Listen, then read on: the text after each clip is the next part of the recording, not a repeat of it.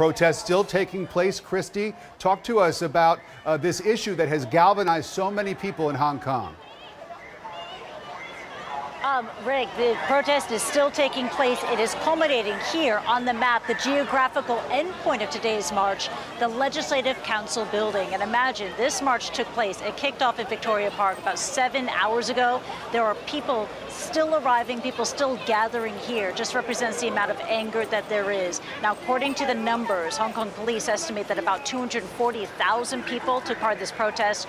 Organizers claim that 1 million people plus took part in today's march. As evidence, and you saw that sweeping aerial video, this international city, this international financial hub being brought to a literal standstill earlier today because of the sweeping size of today's protest. Now, at issue here is this controversial extradition bill that would allow the extradition of suspected criminals into additional jurisdictions. Now, the Hong Kong government says it's necessary to cover up a legal loophole that exists. But you talk to the protesters here, and many critics of the bill, they don't buy it. They say that this extradition bill, if passed, it would allow the extradition of critics of Beijing into China, and once there, they would not be allowed to have a free or fair trial. Now, the protests today, although very massive in scope, have been relatively peaceful. Police, they have announced the arrest of at least 7 individuals. Pepper spray was used on a small group of protesters earlier today.